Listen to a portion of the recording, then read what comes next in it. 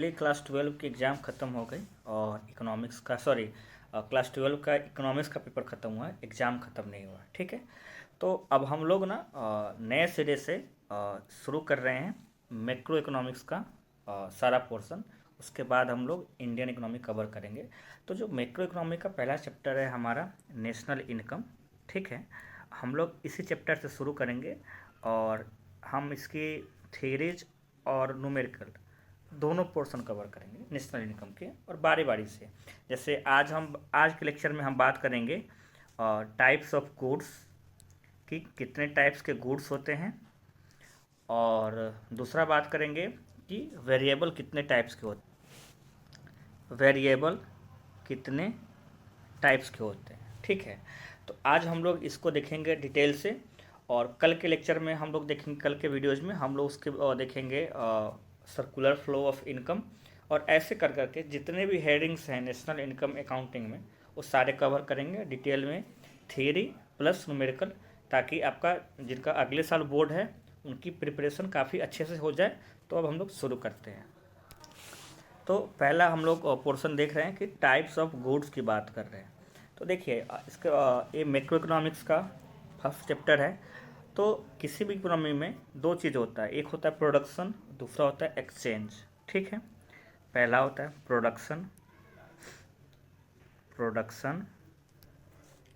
और दूसरा होता है एक्सचेंज, ठीक है। किसका एक्सचेंज? तो गुड्स एंड सर्विस का एक्सचेंज, ठीक है। किसका प्रोडक्शन होता है?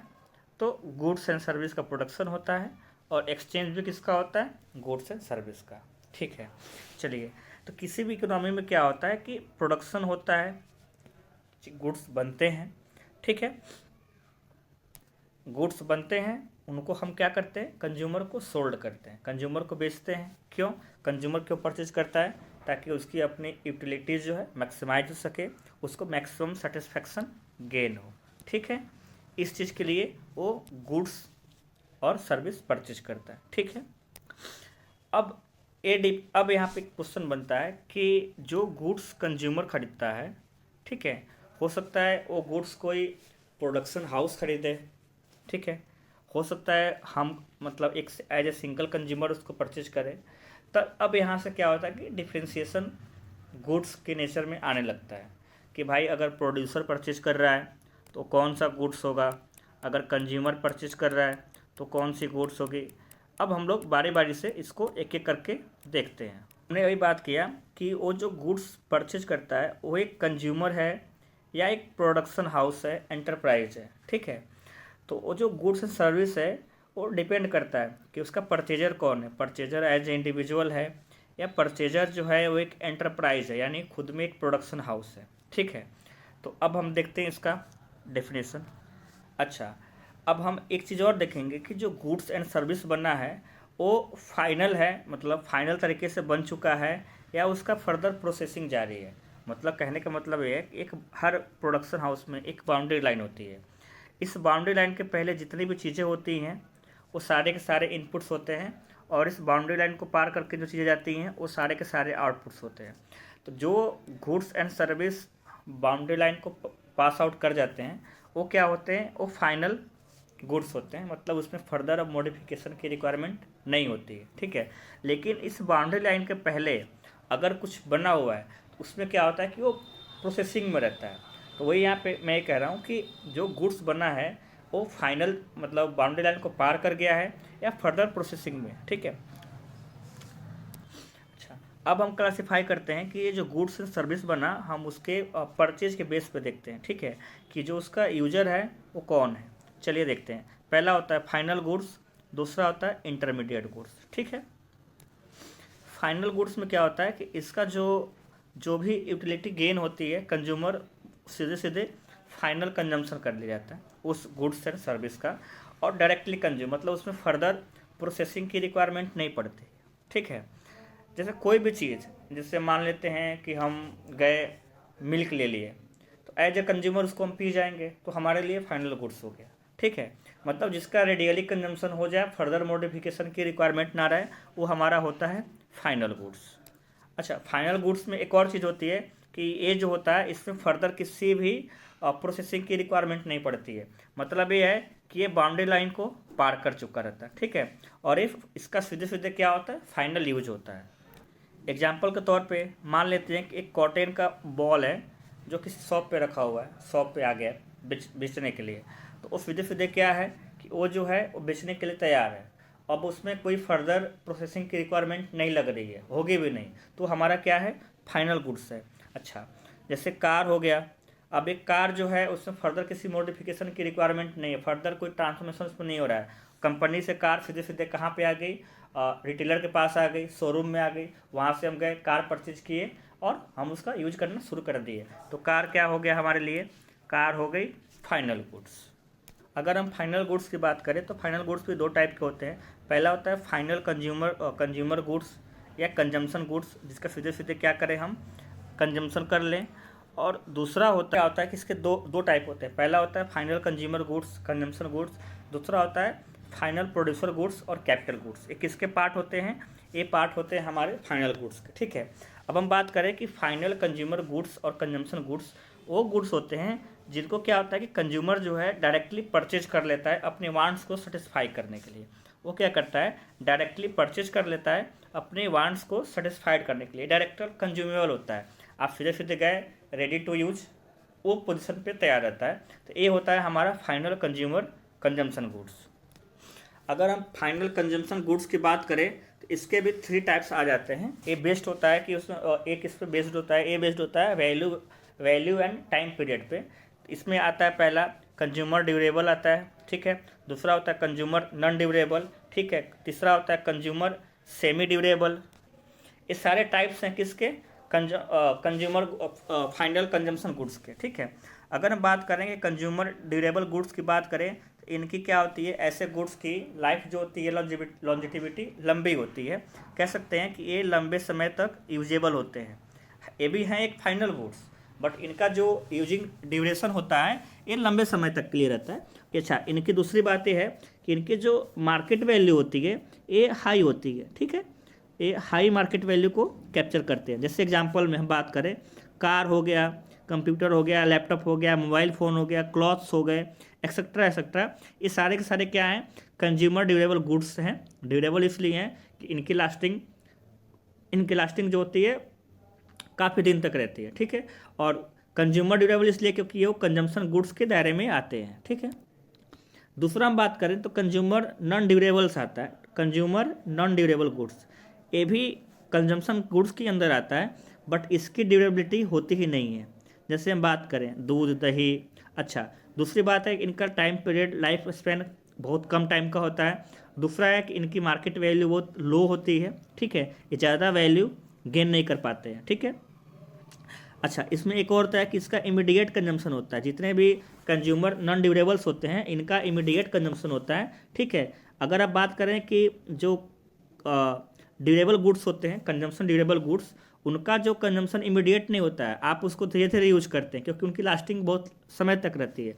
बट कंज्यूमर नॉन ड्यूरेबल में क्या होता है कि आपको एज इट इज ही यूज करना होता है और इनकी जो मार्केट वैल्यू होती है वो बहुत लो होती है। जैसे एग्जाम्पल में फ्रूट्स हो गए, वेजिटेबल्स हो गया, दही, दूध, मिठाई, ये जितने भी खाने पीने की चीज़ें हैं वो सब के सब क्या होते हैं, कंज्यूमर नॉन ड्यूरेबल्स होते हैं। तो वेजिटेबल्स है, मिल्क वगैरह है, वो सब के सब उसी में आते हैं, ठीक है। उसके बाद आता है कंज्यूमर सेमी ड्यूरेबल। हमने पहला देखा ड्यूरेबल गुड्स देख लिए, दूसरा देखा नॉन ड्यूरेबल, तीसरा आता है कंज्यूमर सेमी ड्यूरेबल। मतलब सेमी, ये ड्यूरेबल तो है, इसकी ड्यूरेबिलिटी है लेकिन बहुत कम है, और ये नॉन ड्यूरेबल नहीं है। तो ये किसके किसके बीच में आता है, और कंज्यूमर ड्यूरेबल और नॉन ड्यूरेबल के बीच में आता है सेमी, कंज्यूमर सेमी ड्यूरेबल। जैसे एग्जांपल के तौर पे वो सारे गुड्स जिनकी लास्टिंग ड्यूरेबल से कम होती है और नॉन ड्यूरेबल से ज़्यादा होती है, वैसे गुड्स जिनका life span consumer durable goods से कम होता है और कंज्यूमर नॉन ड्यूरेबल गुड्स से ज़्यादा होता है, ठीक है। और इनकी जो मार्केट वैल्यू होती है वो कंज्यूमर ड्यूरेबल गुड्स से कम होता है और नॉन ड्यूरेबल से ज़्यादा होता है, ठीक है। ये जो होते हैं ये हाई मार्केट वैल्यू मतलब कैप्चर करते हैं किससे, नॉन ड्यूरेबल से, और लो मार्केट वैल्यू कैप्चर करते हैं ड्यूरेबल गुड्स से। जैसे एग्जांपल के तौर पे हम बात करें क्लॉथ, शू, मतलब जूता हो गया, चप्पल हो गया, सैंडल हो गया, पेन हो गया, ठीक है, ये सारे सारे आते हैं कंज्यूमर सेमी ड्यूरेबल में। क्यों सेमी? इसलिए क्योंकि इनकी लास्टिंग ड्यूरेबल गुड्स की तरह नहीं होती है, बट ये नॉन ड्यूरेबल से ज़्यादा चलते हैं, ठीक है, और इनकी market value non durable goods से ज़्यादा होती है और ड्यूरेबल से कम होती है। इसके अलावा एक और गुड्स होता है जिसको हम लोग सर्विस के नाम से जानते हैं। सर्विस भी है। सर्विस क्या है? अच्छा, अभी तक हमने जितने भी गुड्स देखे हैं वो सब के सब मटेरियलिस्टिक गुड्स हैं, मतलब फिजिकली आप उनको टच कर सकते हो, फील कर सकते हो, काउंटेबल होते हैं, वेट हो सकता है, लेंथ मेजर हो सकता है। लेकिन ये जो सर्विस है, एक पहला ऐसे गुड्स है जो नॉन मटेरियल टाइप का है, मतलब इसका जो आधार है, इसका जो बेस है, ये नॉन मटेरियलिस्टिक है, ठीक है। ये engage the other consumption goods service are non material in nature. इनका नेचर क्या होता है? नॉन मटेरियल नेचर के होते हैं, मतलब इनको आप छू के नहीं पता कर सकते हो। एग्जाम्पल के तौर पे मम्मी का प्यार आप उसको फील कर सकते हो, छू के वेट करके आप नहीं बता सकते हो। जैसे एक डॉक्टर की सर्विस हो गई, एक लॉयर की सर्विस हो गई, एक टीचर की सर्विस हो गई, ये सारी चीज़ें, एक दाई की सर्विस हो गई, ये सब के सब क्या होते हैं? नॉन मटेरियलिस्टिक होते हैं। इनका कोई मतलब फिजिकली एग्जिस्टेंस नहीं होता है। आप इनको फील कर सकते हो, समझ सकते हो, बट मेजर नहीं कर सकते हो। और ये क्या होते हैं? ये तुरंत, ये इंस्टेंट कंज्यूमेबल होते हैं, मतलब आप गए, आपके जो वांट्स होते हैं डायरेक्टली सेटिस्फाइड करते हैं सर्विस। हमने कंजम्पशन गुड्स के सारे टाइप्स देख लिए। अब उसका जो दूसरा वर्जन था, दूसरा पार्ट जो था, फाइनल प्रोड्यूसर गुड्स कह लो या कैपिटल गुड्स कर ले। अच्छा, अभी तक हम सिर्फ और सिर्फ अभी फाइनल गुड्स में चल रहे हैं। फाइनल गुड्स के दो टाइप्स हमने देखे।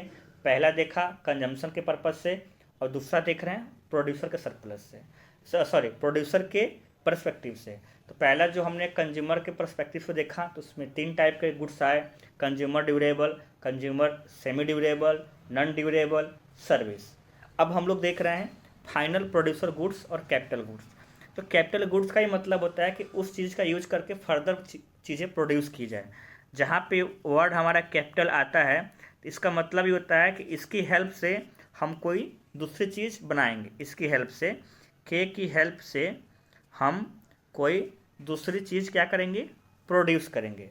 तो ऑब्वियस सी बात है कि किसी भी चीज़ की हेल्प से अगर आप कोई चीज़ प्रोड्यूस करते हैं, तो जो चीज़ को प्रोड्यूस कर रहा है वो आपके लिए क्या होता है? एसेट होता है, कैपिटल होता है, क्योंकि वो आपका कैपिटल जनरेट करता है, आपके लिए वो पैसा अर्न करता है, आपके लिए वो मनी अर्न करता है।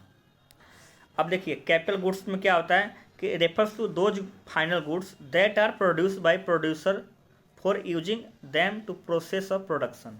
इसका यूज कहाँ किया जाता है? तो प्रोडक्शन के प्रोसेस में। एग्जाम्पल के तौर पे इसमें आएगा, आगे देखते हैं क्या इसका एग्जाम्पल होता है। अच्छा, ये जो कैपिटल गुड्स होते हैं, ये किसी भी प्रोडक्शन यूनिट के क्या होते हैं? एक तरीके से एसेट होते हैं, और एसेट होते हैं, और क्या होते हैं? कंपनी की एक तरीके का वेल्थ होते हैं।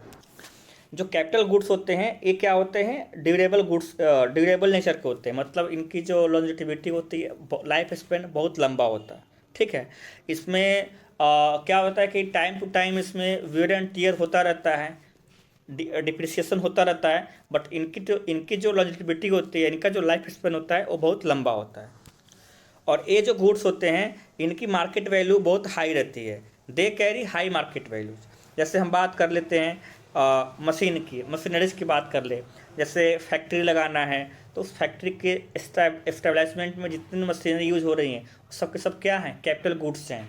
उनकी मार्केट वैल्यू क्या है? बहुत हाई है। उनकी मार्केट वैल्यू क्या है? बहुत हाई है। जैसे एग्जांपल के तौर पे आजकल हमारे अडानी का बहुत चर्चा है। अडानी मतलब हर जगह चर्चा में अडानी को लाया जा रहा है चर्चा में, ठीक है। इनका क्या है कि इनका एक बिजनेस है सीमेंट में। इनका एक बिजनेस है, मतलब जिसका बिजनेस करते हैं उस बिजनेस में एक टाइप का बिजनेस है सीमेंट का बिजनेस। और सीमेंट बनाने के लिए क्या लगता है? प्लांट लगते हैं, बड़े बड़े मशीनरी लगते हैं।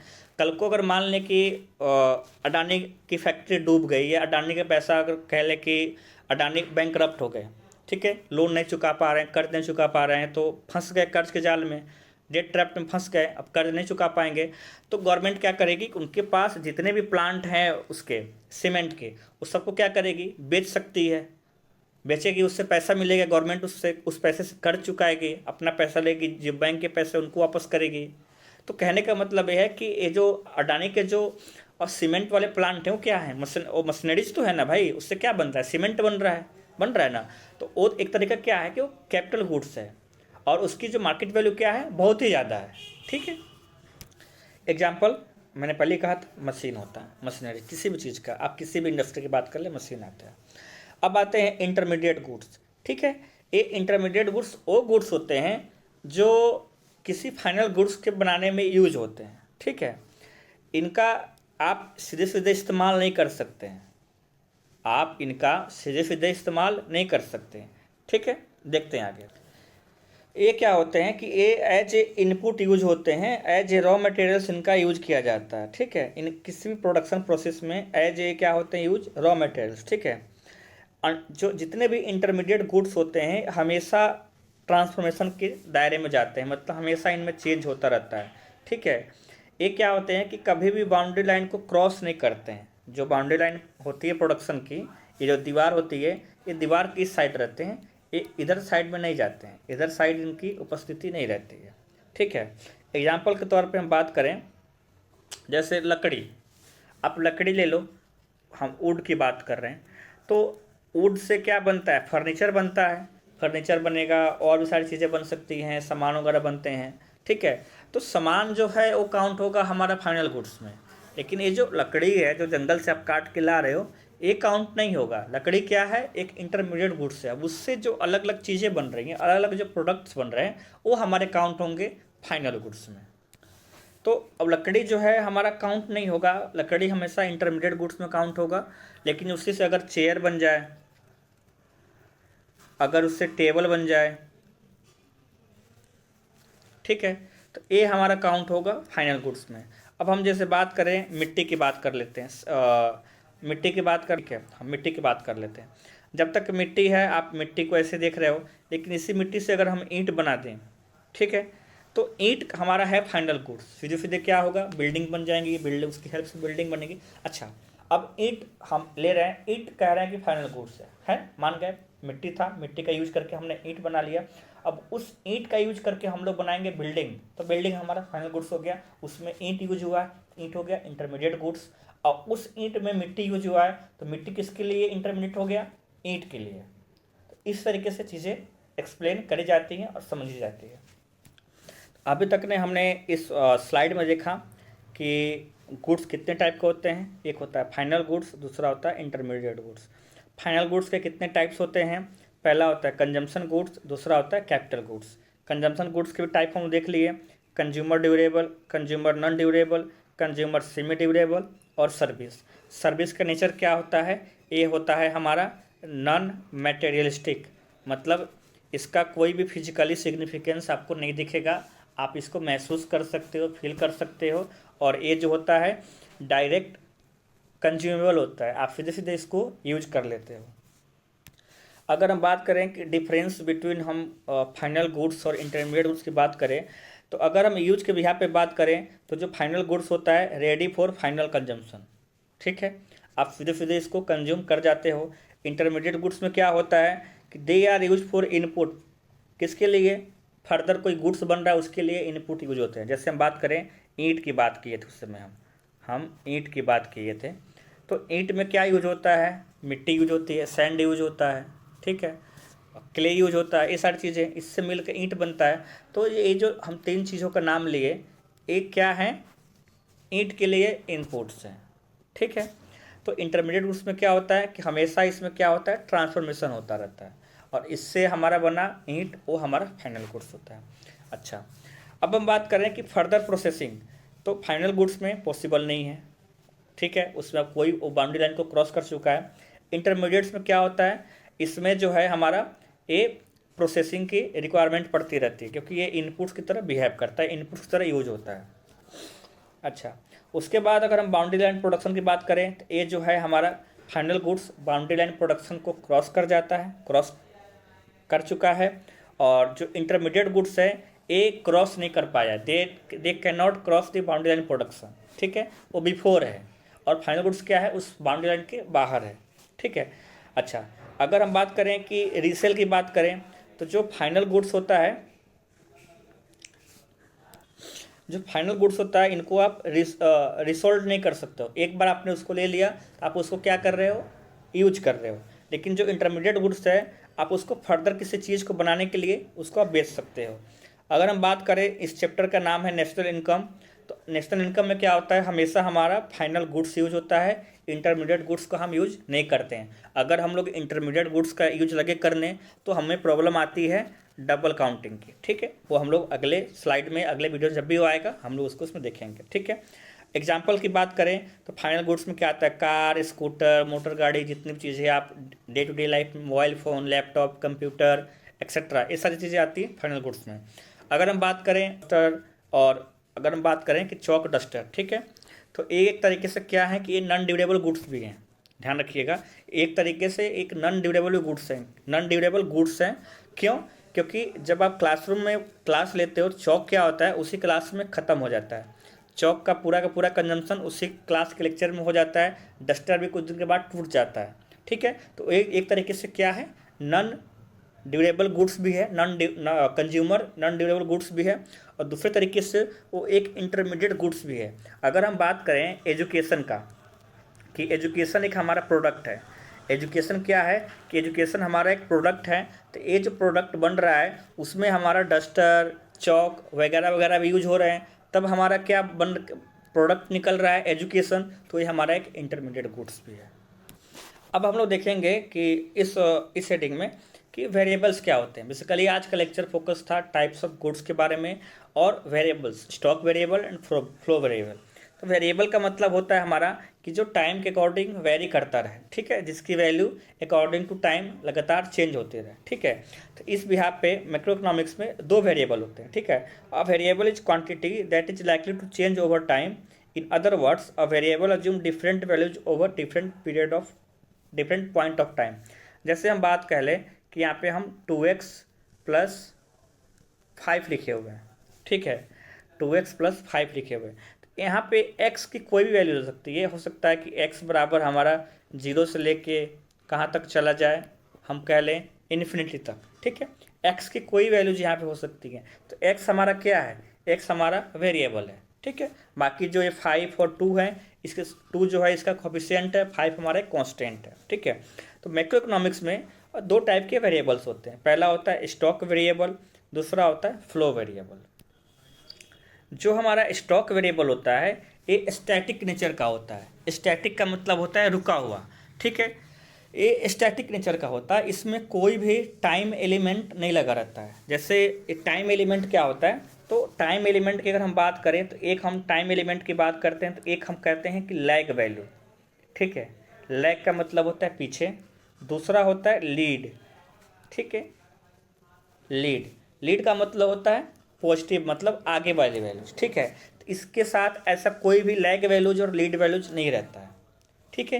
ये स्टैटिक टाइम, जिस टाइम पे आप देख रहे हो उसी टाइम पे ही है ये, इसमें और भी कोई चेंज नहीं है, ठीक है। स्टॉक वेरिएबल में क्या होता है कि ये स्टैटिक नेचर का होता है, ठीक है। यहाँ पे लिखा होगा a variable set to be stock variable if measured at a particular point of time.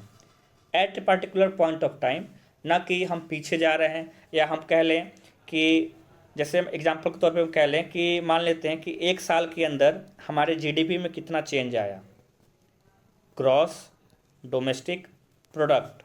तो ये एक स्टॉक वेरिएबल नहीं है। क्यों? क्योंकि हमारा जो फाइनेंशियल ईयर होता है उस फाइनेंशियल ईयर के अंदर कितने गुड्स एंड सर्विस प्रोड्यूस हुए एट अ करेंट प्राइस या मार्केट प्राइस पे, ठीक है, उनकी वैल्यू हमारी जीडीपी को बताती है। तो उसमें हो सकता है कभी ज़्यादा है कभी कम है। तो यहाँ पे क्या लग रहा है, देखिए अगर ज़्यादा आ रहा है तो लीड है, कम आ रहा है तो लैग है। तो ऐसा उसके साथ हो रहा है, लेकिन स्टॉक वेरिएबल में ऐसा कुछ नहीं होता है, ठीक है। ये स्टैटिक नेचर का होता है और इसमें कोई भी टाइम एलिमेंट नहीं रहता है। ये जो गुड्स मेजर होते हैं सिंगल पॉइंट ऑफ टाइम पे मेजर होते हैं, ठीक है। जैसे एग्जांपल में कैपिटल बैलेंस ऑन मार्च 31, 2010, 31 मार्च 2010 को आपका कैपिटल बैलेंस कितना था, उस पॉइंट ऑफ टाइम पे कितना बैलेंस था आपका, ठीक है। तो हम लोग अगर बात करें फ्लो वेरिएबल की, तो इसमें क्या होता है कि ओवर पीरियड ऑफ टाइम, जैसे एक रेंज दिया रहता है, एक बाउंड्री रहती है कि इस बाउंड्री के अंदर कितना चेंज आया। जैसे मान लेते हैं कि ये आज का तारीख है, आज का हम डेट मान लेते हैं कि आज का डेट हमारा 19 है और अगले साल मार्च के 19, इसमें कोई वैल्यू, किसी चीज़ की वैल्यू है उसमें कितना चेंज आया, ये हमारा बताता है फ्लो वेरिएबल, ये बताता है हमारा। जैसे एग्जांपल में income earn during the month of March, ठीक है, आप अर्न कर रहे हैं उस मार्च महीने में, ठीक है। एक अच्छा एग्जांपल है स्टॉक का। कैसे? तो आपका जो इनकम है उस पार्टिकुलर पॉइंट ऑफ टाइम पे कितना था, इतना था। लेकिन अगर हम बात करें एक्सपेंडिचर, जो आप खर्च कर रहे हैं वो तो हर सेकेंड चेंज हो रहा है ना, वो तो हर सेकेंड बदल रहा है। अगर हम बात कर ले कि आपके मंथ के अंत में एक बार सैलरी मिलती है, लेकिन जो खर्च है वो तो एक्सपेंडिचर, वो क्या है हमारा, वो हमारा फ्लो है। क्यों? क्योंकि उसमें टाइम लगा हुआ है, वो लगातार कम होता जा रहा है, ठीक है, हर दिन के हिसाब से, ठीक है। वेल्थ हो गया, ये सब एग्जाम्पल्स हैं। अब आगे देखते हैं हम लोग। जैसे यहाँ पे देखिए कि एक बर्तन रखा हुआ है, इस बर्तन में क्या हो रहा है कि पानी इकट्ठा हो रहा है। तो ये जो पानी इकट्ठा हो रहा है ये हमारा एक स्टॉक वेरिएबल है। क्यों? क्योंकि इस पर्टिकुलर पॉइंट ऑफ टाइम पे इस टैंक में, इस बर्तन में कितना पानी है। लेकिन ये जो नल से पानी गिर रहा है ये हमारा फ्लो वेरिएबल है। क्यों? क्योंकि पर सेकेंड के हिसाब से क्या हो रहा है, लगातार कम हो रहा है, बढ़ रहा है, ठीक है। यहाँ पे कुछ डेफिनेशन दे रखा है। जैसे हम बात कर लें, जैसे यहाँ पे देखिए एक किसी आदमी का जो वेल्थ है वो एक स्टॉक वेरिएबल है, इनकम एंड एक्सपेंडिचर फ्लो है, ठीक है। उसके बाद the number of unemployed people is a stock variable, पता चल जाता है कि उस पॉइंट ऑफ टाइम पे कितने लोग अनएम्प्लॉयड हैं। The number of people losing their job एक फ्लो वेरिएबल है। ये जो, जैसे हम लोग जब मैक्रो इकोनॉमिक्स में आगे पढ़ेंगे कभी, अगर हम लोग इसमें चर्चा किए, तो ये जो फुल एम्प्लॉयमेंट लेवल होता है, फुल एम्प्लॉयमेंट किसी भी इकोनॉमिक हम कहते हैं कि पूर्ण बेरोजगारी की जो स्थिति होती है उसमें चीज़ें होती हैं। उस पर क्या होता है कि लोग उस जॉब से खुश नहीं होते हैं तो जॉब छोड़ते रहते हैं। तो वो जो चीज़ें होती हैं वो भी एक एग्जाम्पल है हमारा फ्लो वेरिएबल का, ठीक है। अगर हम बात करें कैपिटल का, तो अमाउंट ऑफ कैपिटल भी एक हमारा स्टॉक वेरिएबल है। लेकिन अगर हम बात करें इन्वेस्टमेंट का, तो वो हमारा क्या है, फ्लो वेरिएबल है। तो जो हमारा कैपिटल है वो स्टॉक नेचर का होता है, जो इन्वेस्टमेंट होता है वो हमारा फ्लो नेचर का होता है, ठीक है। अच्छा, गवर्नमेंट डेट, अगर हम बात करें, गवर्नमेंट जो कर्ज लेती है वो होती है, वो किस नेचर का होता है, वो भी हमारा स्टॉक नेचर का होता है, ठीक है, as a particular point of time. लेकिन जो डेफिसिट होता है, बजट डेफिसिट हो गया, ये सारी चीज़ें क्या होती हैं, फ्लो नेचर का होता है। क्यों? क्योंकि over the period of time, कि एक साल के अंदर आपका रेवेन्यू डेफिसिट कितना हुआ, फिजिकल डेफिसिट कितना हुआ, ठीक है। अब हम जैसे इनकम की बात कर ले, तो इनकम हम कह रहे हैं कि इनकम हमारा क्या है, फ्लो वेरिएबल है, ठीक है। क्यों? क्योंकि इनकम जो है वो भी हमारा मतलब क्या बता रहा है कि गिवन द पीरियड आपको मिल रहा है।